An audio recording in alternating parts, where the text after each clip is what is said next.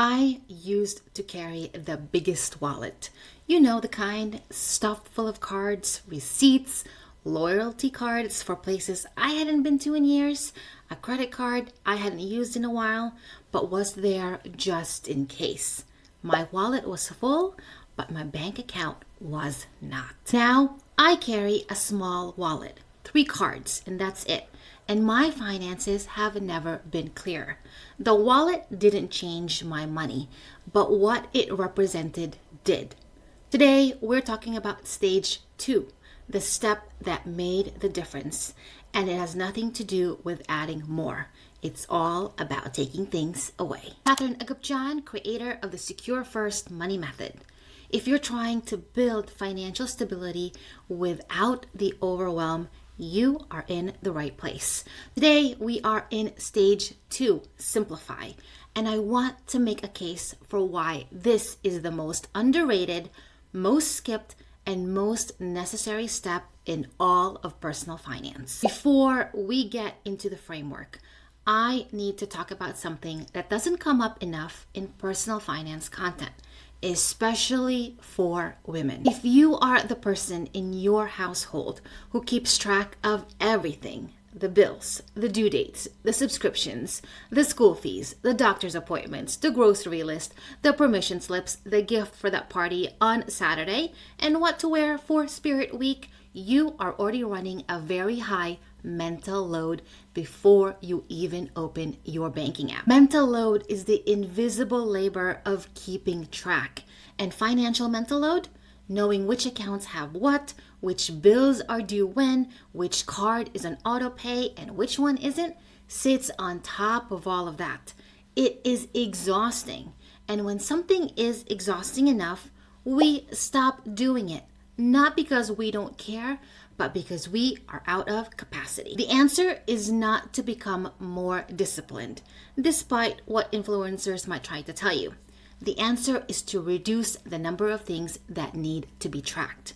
This is stage 2 work. And for women who are already carrying a full load, it is not optional.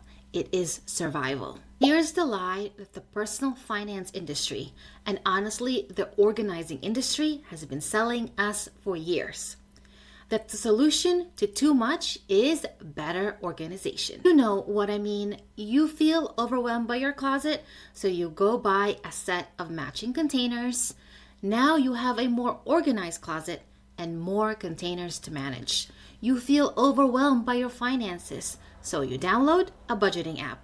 Now you have a budgeting app to update, to reconcile, to troubleshoot when it doesn't connect to your bank, on top of the financial situation that was already overwhelming you. Organizing complexity doesn't reduce it. It just makes it tidier.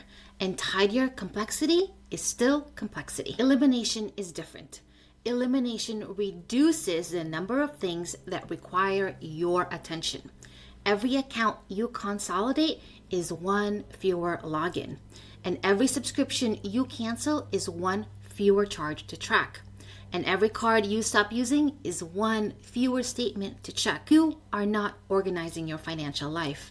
You are shrinking it down to a size you can actually see and manage. I want to come back to that wallet for a second because I think it says something real about where a lot of us start. When I carried that big wallet, it wasn't just about the cards. It was about the feeling that I needed all of my options available at all times. What if I needed the store card?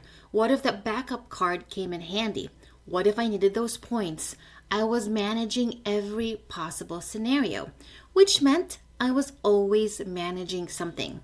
What I didn't realize at the time was that keeping all of those options was actually costing me, not just in the complexity of tracking all of them, but in the mental energy of carrying them.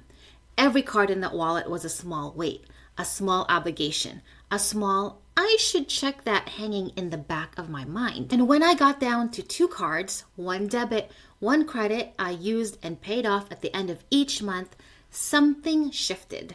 I had less noise. And with less noise, I could finally hear what my money was actually doing. But here's the thing I want to acknowledge, before we get into the how, because I think it's super important. Simplifying sounds easy in theory. In practice, it can feel surprisingly hard. And I don't want you to think that resistance means you're doing it wrong.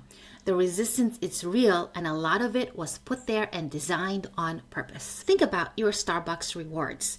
You've got stars, you're working toward a free drink, you've been a card member for years. Canceling that account doesn't feel like deleting an app. It feels like giving something up, like you're walking away from progress you already made. That feeling, that's the point. Loyalty programs are designed to reward you. They are designed to retain you. The stars, the tiers, you're only 200 points away from your next reward notification.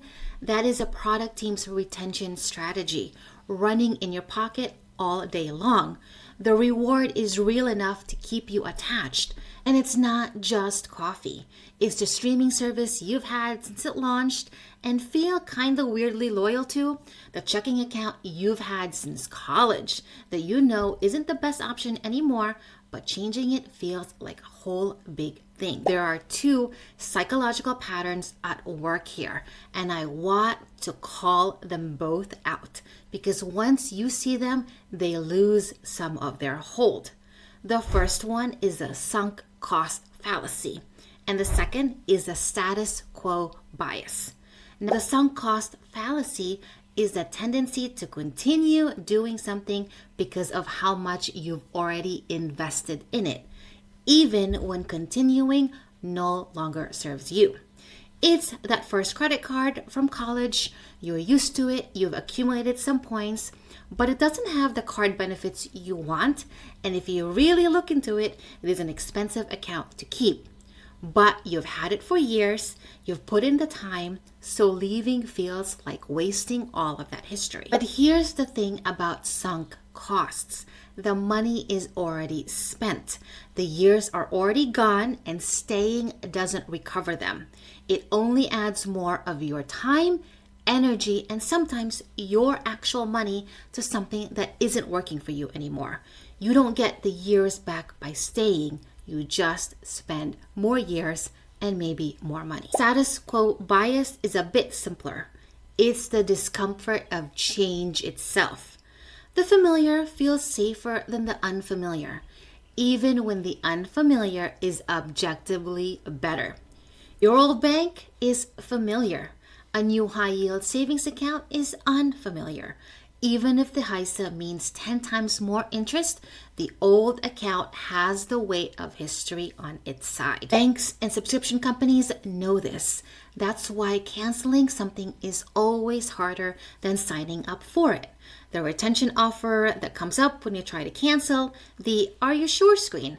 The friction of leaving is intentional. It was designed to be there. So when you sit down to do stage 2 work and you feel a pull toward keeping things you know you should let go, I want you to recognize that pull for what it is. Not a sign that you should keep it, a sign that the retention mechanism is working exactly as intended. The question to ask is not how much have I put into this? The question to ask is, does this serve my simplified financial life right now? If the answer is no, it goes, regardless of the stars, regardless of the years, regardless of the fact that canceling it might require 3 screens and a phone call. From the Secure First framework, stage 2, clear the clutter so you can actually see your money. Reduce the complexity, consolidate your accounts, and turn on autopay.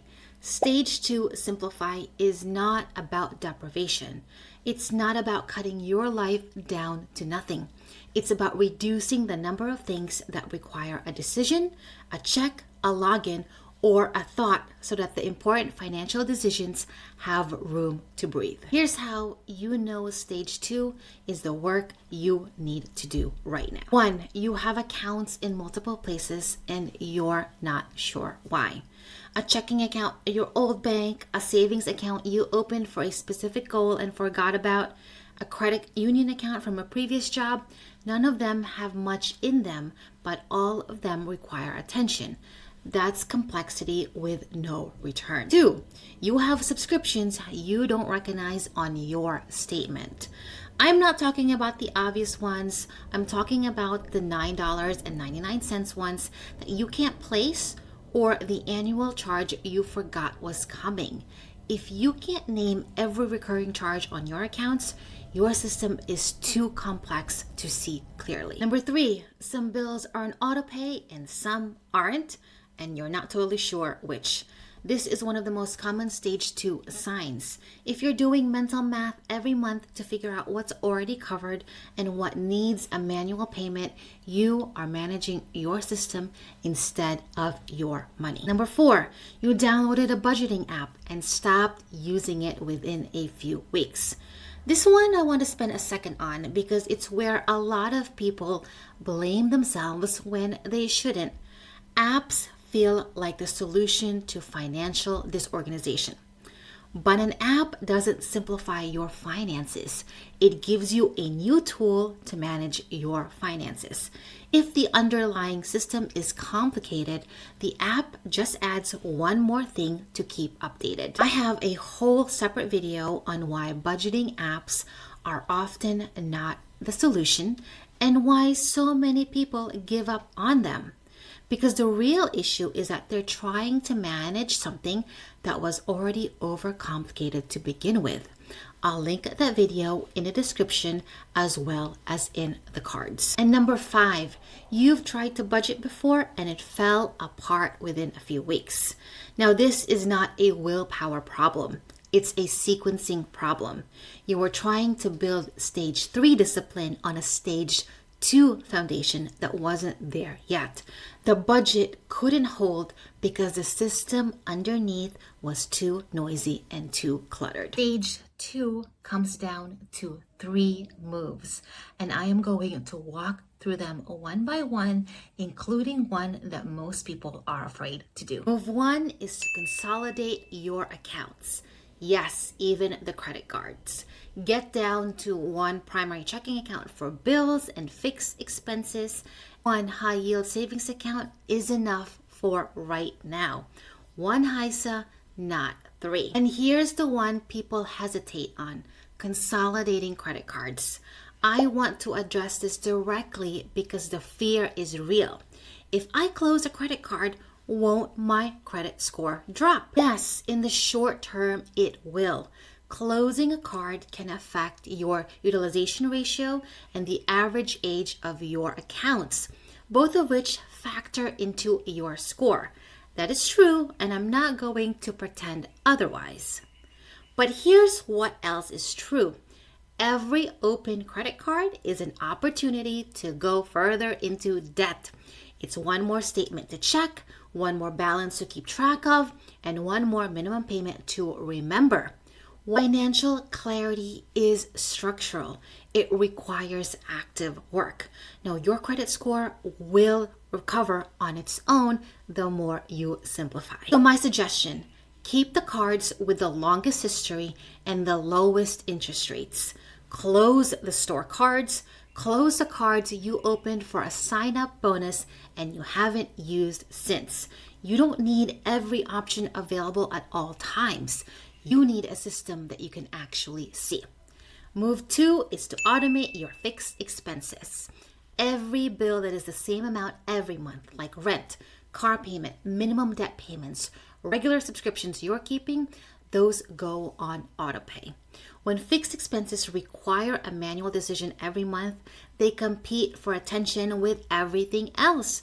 They become one more thing you have to remember. Autopay removes the decision entirely. The bill gets paid on time and you don't have to think about it. That is one fewer item on your mental load every single month. One big note, review your autopay list at least once a quarter. Set a reminder, put it in your banking app. You want to make sure everything on autopay is still intentional, not just habitual. Move number 3 is to audit and eliminate. Go through the last 60 to 90 days of transactions across all of your accounts. Every recurring charge, every subscription, every membership, every annual fee, and ask 2 questions. Do I know exactly what this is? And do I actively want to keep it? If the answer to either question is anything other than a clear yes, cancel it. You can always put it back on later. I want to say this specifically. You are not canceling things because you can't afford them. You are canceling them because you don't need to be managing them. Clarity is worth more right now than the thing the subscription was offering. This is the eliminating over organizing principle in action. You're not reorganizing your subscriptions into a spreadsheet. You're getting rid of the ones that don't deserve a place in your simplified system. Made a stage 2 checklist to go with this video. The link is in the description, and it's a PDF that walks you through the audit process, the consolidation process, and which bills you need to put into autopay. It's a PDF that you can download, print, and walk through. If you haven't taken the stage quiz yet, now is a good time. I'll tell you in 2 minutes whether you're in stage 1 or stage 2 or further along, and what to work on next. Link is in the description. The next video in this series is the Money Map Walkthrough, the practical tool that shows you exactly how to set up the simplified system for a 2-income household. That's right here.